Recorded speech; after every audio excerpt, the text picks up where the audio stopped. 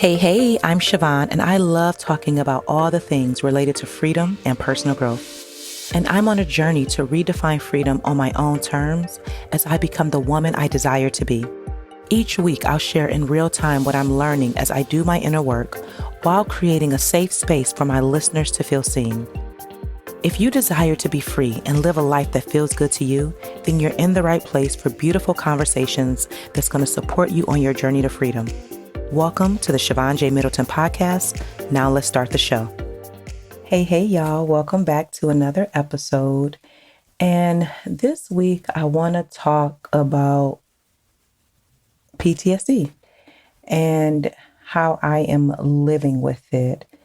And I want to talk about this because sharing my story helps me heal. And then, as always, I know that there's someone listening that will be able to relate in some capacity. And again, I am living with it. I am just wrapping my mind around it. So I don't have all the information quite yet, but I really just want to share where I'm at. And hopefully it will be helpful to my audience. And then even if you can't relate, if you're not someone who has PTSD or anything like that, but you know this episode will help someone else, please share it. Share it with a friend. Share it on social. Get it out into the world because I'm sure there's somebody that's connected to you in some way will be able to relate. And so I want to kind of just start by sharing how I got here. I started working with a new therapist a little over a year ago. And y'all know I've been in therapy off and on for many years. And I always go for a very specific reason. And for the bulk of my therapy, it's been around healing my mother wounds, very specific. And then I also went to marriage therapy, counseling or what have you, back in 2020. And so again, it's always something very specific. But August of last year, I knew that I was facing a new transition in my life, right? Y'all know this is my year of transformation. And so much was happening at the time. And I knew I needed a therapist to support where I was and where I was going.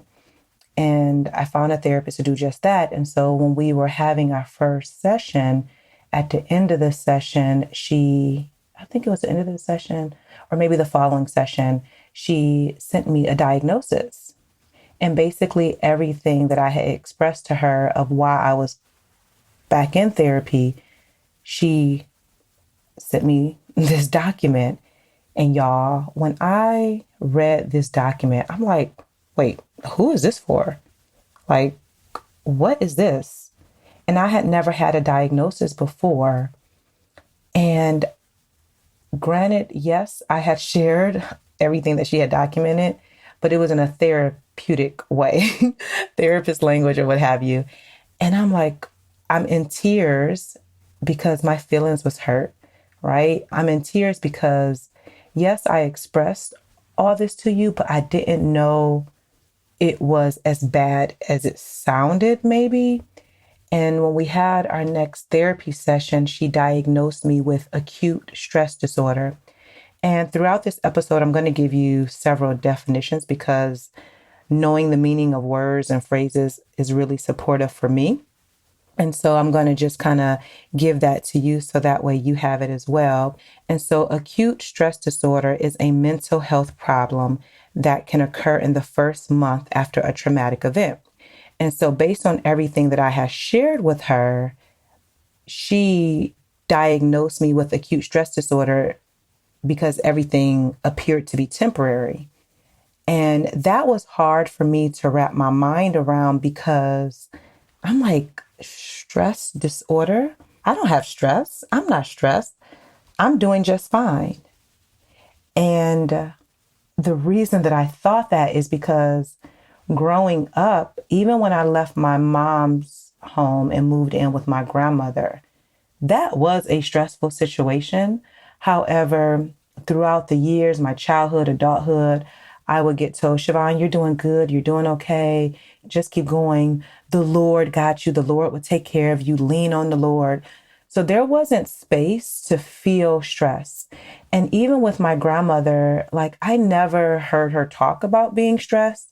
I never saw her cry over like life, like being a lot.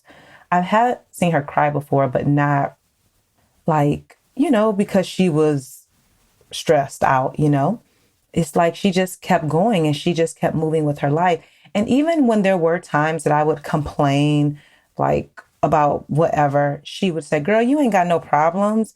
I used to get up at 5 or 4 in the morning and go out when I was 8 years old and kill the chicken for breakfast or maybe dinner. I would have to have breakfast cooked for everybody before I went out to school. You ain't got no problems.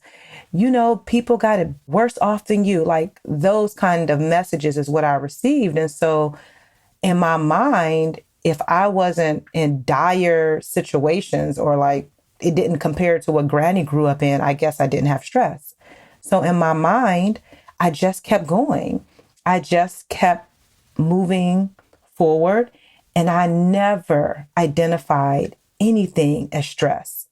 Fast forward to being in therapy and reading this document that I was emailed, I'm like, oh, this is a lot. And it was a lot, and it was my life. And so when she diagnosed me with this disorder, I'm like, wait, I read all the personal growth books. I'm in therapy. I've been in therapy. I know how to take care of myself. Like I'm positive energy, positive vibes. I'm running this company all about freedom. Not I was very offended about this. And it took me a minute to wrap my mind around it. And once I wrapped my mind around, oh, this is stress. This is stress. Oh, this is what it looks like. And let me actually pause here and give you the definition of stress. Okay, stress can be defined as any type of change that causes physical, emotional, or psychological strain. Stress is your body's response to anything that requires attention or action.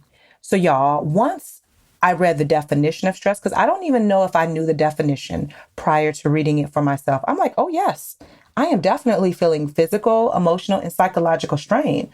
I am definitely experiencing that. Oh, this is stress.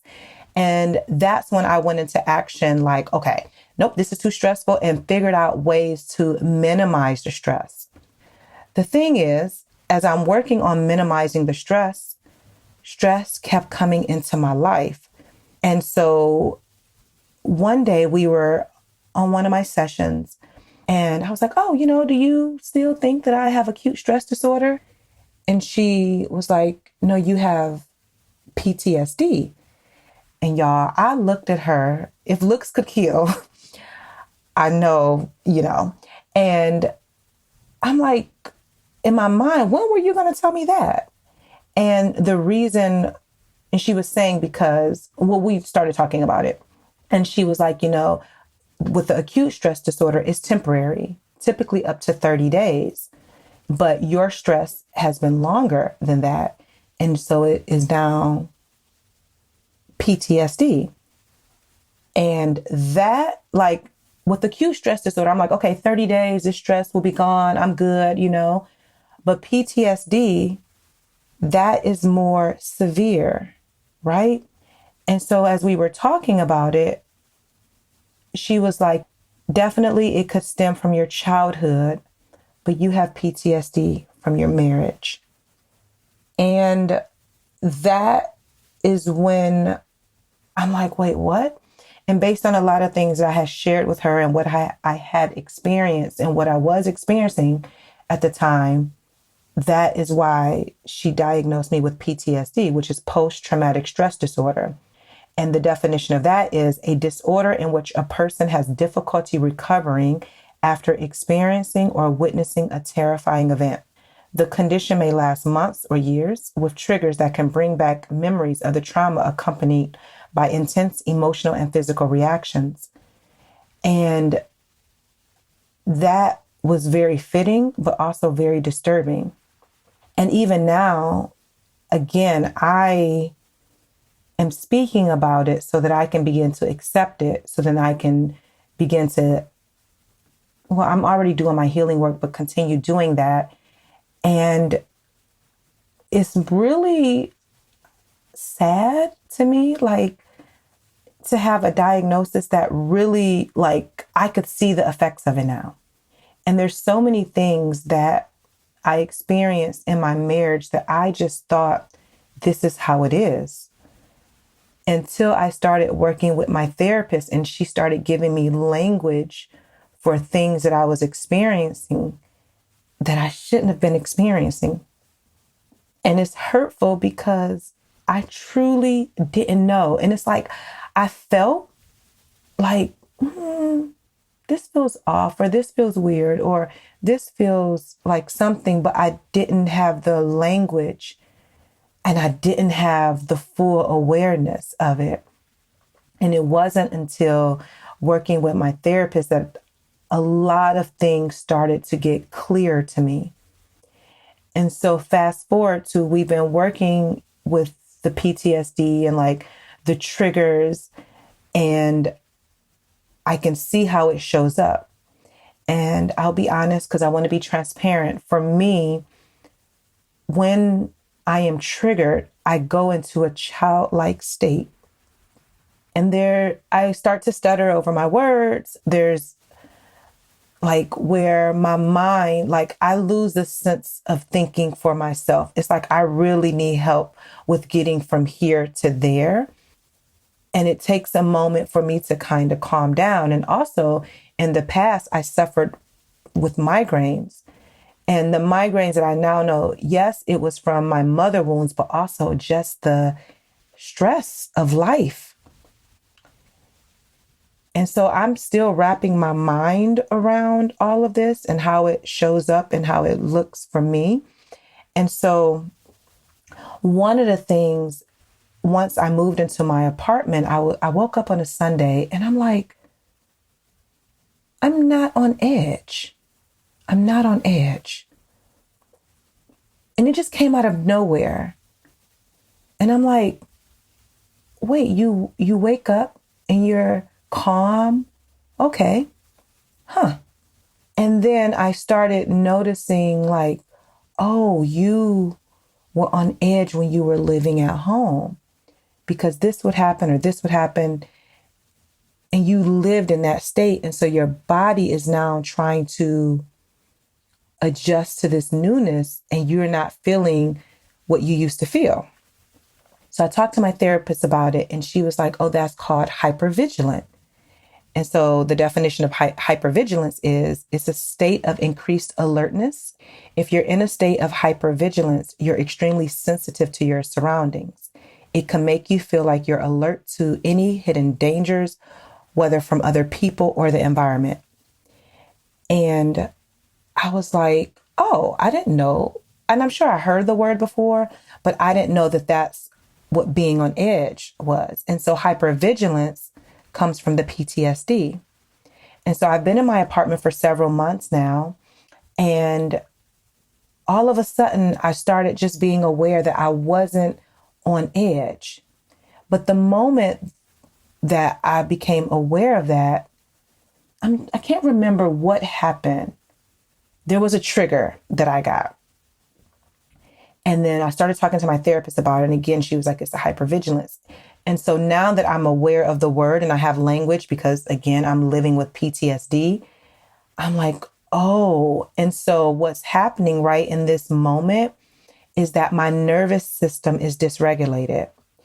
And so I remember my ex would say often, like, you're so jumpy, you're so scary.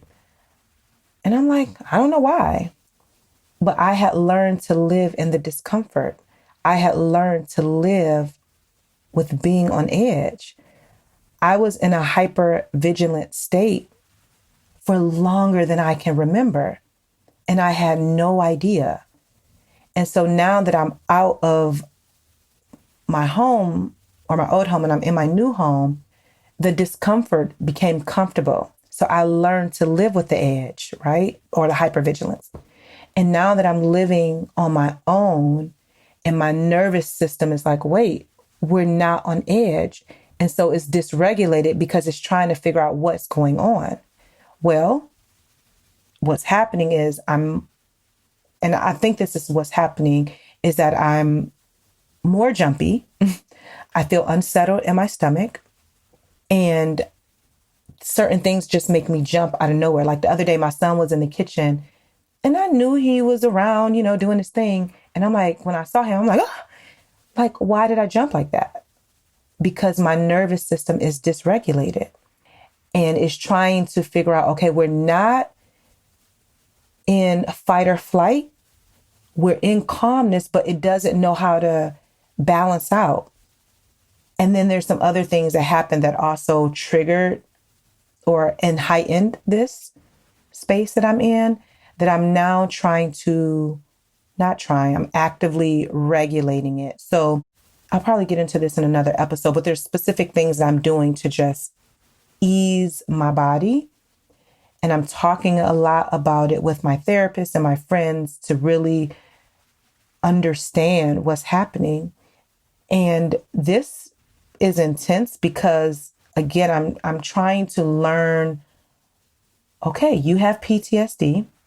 These are some of your triggers. How do you decrease your anxiety to live a life where you feel safe and that you can trust your surroundings and the people and the environment that you're around? So I'll tell you this story. I told y'all I do Instacart, and I was at one of the stores and I frequently see, like, you know who Instacart, so we kind of just say hey to each other and things like that. Well, there was this one lady in particular. She's like, hey, I haven't seen you around. I'm like, yeah, I moved to another area, so I'm not over here as much. And she was like, yeah, I noticed you haven't been around. I said, yeah, I moved. And I said, I'm going through a divorce. And she was like, yeah. So she started telling me about that she too had went through a divorce. And she was like, so she knows what it's like. And she said, I have PTSD. And this is why I want to have this conversation. And I wanted to share this today is because, well, I'll get to that after I say this. I'll get back to that. And so she was like, there were times when my husband, her newer husband, would come up to her and she would duck and she would, like, as if she was trying to protect herself.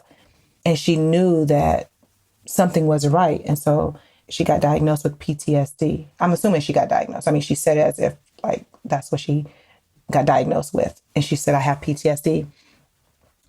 And I was like, oh, okay. And I said, yeah, I have it too. And I said, but I'm in therapy and I'm doing a lot of work or whatever. And I said, I'm also, hyper vigilant. And she said, I know. Now, keep in mind, we don't talk. We just kind of say hi when we see each other in the store and we keep it pushing. And so I'm looking at her and she was like, yeah, I know. She said, I have discernment. And she was like, maybe because I have it, I can see it in other people. She's like, but I've seen you in the store and I've seen, you in that state. And I just started praying for you. And I'm looking at her with tears in my eyes. And then I said, thank you. And she said, yeah, I seen it. And she said, I just started praying for you. And I said, thank you. And it just helped me to know, like, number one, you never know who's praying for you. You never know who's paying attention. And this is why I wanted to have this conversation, because we don't talk about mental illness, specifically in the Black community, right? Like the way that she outwardly told me that she had PTSD, and then I was able to say it right back to her that I have it as well. I don't know where that happens. And then I was inspired to record this episode because I'm like, if I have post-traumatic stress disorder and she shared it, there's many other people. And maybe you have a diagnosis, maybe you don't. Maybe some of the things that I've shared you can relate to and you're like, oh, wait. And if any of this feels like, oh, wait, I'm experiencing maybe similar things, find a therapist. Find a therapist that you can talk about this with, or at least get started by doing a Google search and doing your own, research about it. But it's not surprising that if you went through any type of trauma that created a lot of stress for you, your body is trying to process it and figure out what happened. And so that's where I'm at. And so I've been talking about it with my therapist, and even like knowing that I am in this state of being on edge. And I'm like, what is this? And it saddens me to know that I've lived with it for so long. And I just thought that that's how I was, only to know like, no, you've been in fight or flight for longer than you can remember. And so your body is trying to figure out why we're not in that state anymore, because that became comfortable. And now we're in a much calmer space, and my body is trying to figure out, how do I relax in this? And so that is the space that I'm in. As I'm learning and growing and healing and transforming, I'm going to continue to share with my audience. Again, if this has resonated with you in any way, share it with a friend. I would love to hear from you. Please leave a 5-star review on Apple Podcasts. I hear you can leave reviews on Spotify as well. So if you're listening there and you know how to do it, go for it. You can also shoot me an email. My email will be in the description box. And thank you for allowing me to share this with you. And always, if my work has inspired, encouraged in any kind of way, you can treat me to a cup of coffee. I would always greatly appreciate it. The link to do that is in my show notes. And thank you so much for listening once again. And I hope you have a great one. Until next time, sending you lots of love and light.